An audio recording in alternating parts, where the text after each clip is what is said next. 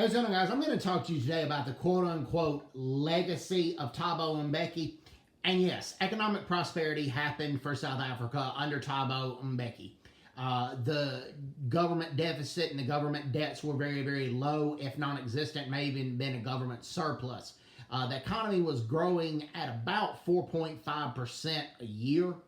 It was growing rapidly under Thabo Mbeki.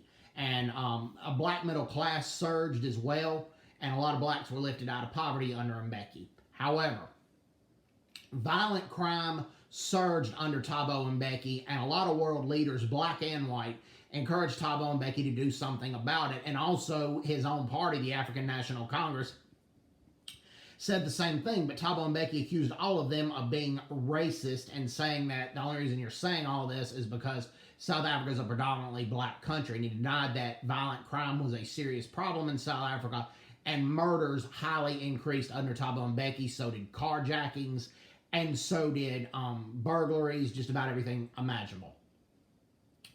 Also, in 2006, he disbanded the farm commando teams, which led to a rapid increase in farm murders, and he refused to he refused to admit that farm murders were becoming a problem in South Africa.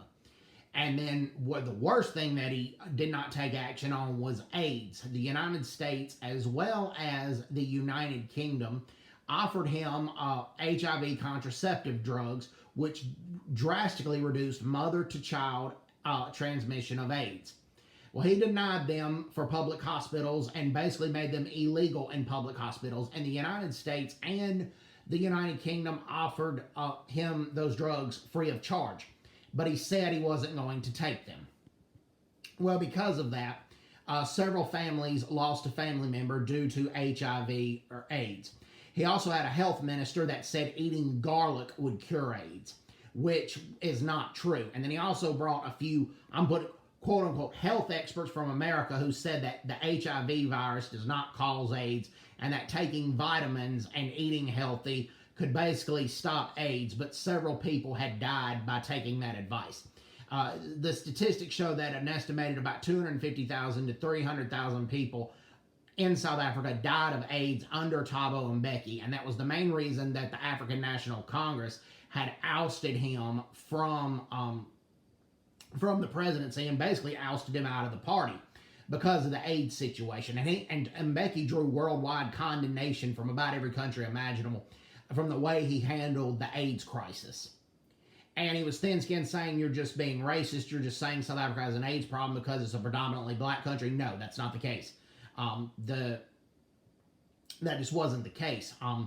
But a lot of it was the long-distance trucking routes that I've pointed out in previous videos, where a lot of truck drivers are at the borders of South Africa to Zambia or South Africa to Namibia for days on end trying to clear through customs, and a lot of prostitutes visit those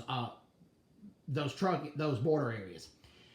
And that it went on, and also a lot of Africans, they keep their wife and kids in the rural village, and they go out to the mines to find work, or they go to the cities, so they're away from their families about 8 to 10 months out of the year. There's nothing racist about that. It's just the more partners you have, the more likely you are to catch something. And Thabo Mbeki was just so thin-skinned about it and wouldn't accept the free contraceptive drugs, and that rapidly increased South Africa's AIDS problem. So I don't think Thabo Mbeki was a good president. I don't think he was something to brag about. He left in disgrace, and I firmly believe he got what he deserved. Anyways, hope everybody's doing well. Take care. God bless, and bye-bye. Bye-bye.